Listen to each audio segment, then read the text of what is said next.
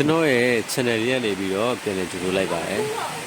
ဒီစကူဘီဝန်တန်းလေးကဘိုင်တာနဲ့လာတာလဲဆိုလို့ရှိရင်စက်နိုးလို့တိတ်ပြီးအဆင်မပြေဘူးပေါ့နော်ဒီ EFI ဘိန်းတွေမှာ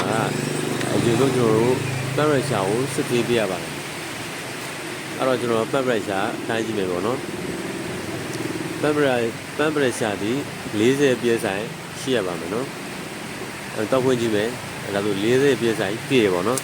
ဒါဆိုလို့ရှိရင် pressure ကောင်းတယ် pressure ကောင်းတယ်ဆိုလို့ရှိရင်တော့ကျွန်တော်ဆက်ထိုးပြီးတော့ကုမ္ပဏီပေါင်းနဲ့ချစ်ချက်ကြည့်လို့တော့နော်တောက်ဖွင့်မယ်အရင်ဆုံး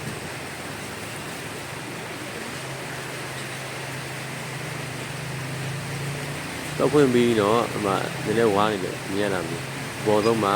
ကိလိုင်းတွေကိုဝင်မယ်ပြီးရင် Honda ဖြစ်တဲ့အတွက် Honda လည်းဝင်မယ်ပေါ့နော် Honda လည်းဝင်ပြီးရင် Auto 1 tan Select 3အပေါ်ဆုံးမှာပေါ့နော်အပေါ်ဆုံးမှာဒီကောင်က Morning ဖြစ်တဲ့အတွက်အထက်ဝင်ရတာပေါ့နော်ပြီးရင်အဲ့ဒါကိုချက်ဝင်ကြည့်လိုက်မယ် UTC ပေါ့နော်အဲ့ဒါကိုလည်းမဟုတ်မှတွေ့လား Nozzle ပေါ့နော်အဲ့ကျတာ Nozzle ပေါ့နော်အဲ့တော့ကျွန်တော်တို့ Nozzle ကိုတစ်ချက်ဖြုတ်ကြည့်မယ် Nozzle စီးပါတယ်အိုင်နေလို့ရှိရင်တော့စမပေးပေါ့နော်အဲကျွန်တော်တောက်ဖွင့်ပြီးတော့တန်းကြည့်မယ်ပေါ့နော်အဲကျွန်တော်တောက်ဖွင့်ပြီးတန်းကြည့်မယ် Nozzle ကတော့စီအိုင်နာတော့မတွေ့ဘူးပေါ့နော်စီအိုင်နာစီယူတာတော့မတွေ့ဘူးအဲ့တော့ Nozzle ကိုပြန်တက်ပြီးတော့ကျွန်တော်တို့ reset ချကြည့်မယ်ပေါ့နော်အဲ့တော့ကျွန်တော်တို့ခုနဒိုင်နိုစစ်တဲ့ဝင်မယ်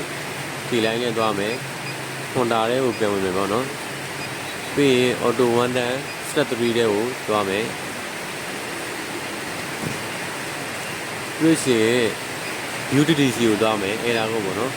ခုနဟောတဲ့အဲ့ဒါကိုကရှိတယ်အဲ့တော့ကျွန်တော်အောက်က reset ကို UTC တဲ့ကိုဝင်ကြည့်မယ်ပေါ့နော်ပြီးအောက်က jet ဆိုတာလေးကိုနှိပ်မယ်ဒါဆိုရင် clear အဲ့ဒါကိုပေါ့နော်အဲ့ဒါကိုရှင်းလင်းနေပါတယ်နော်တောင်လေးစောင့်ပေးရပါမယ်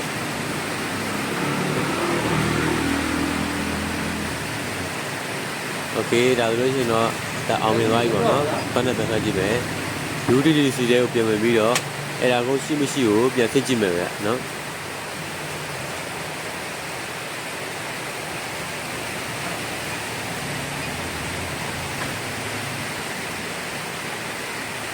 ဒါဆိုရင်တော့ no အဲ့ဒါကိုပေါ့နော်အဲ့ဒါကိုလုံးဝမရှိတော့ပါဘူးသူတို့ reset ချတဲ့နေရာမှာလည်း pressure ပြည့်မှချလို့ရတာပေါ့နော်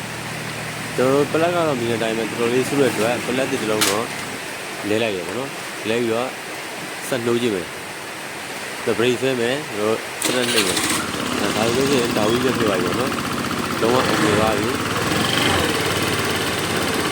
ဒီပါလဲပွင့်တယ်ပေါ့နော်ဒါဆိုရင်ကျွန်တော်တော့ပိတ်ပြီးတော့ဆက်ပြန်နှိုးကြည့်မယ်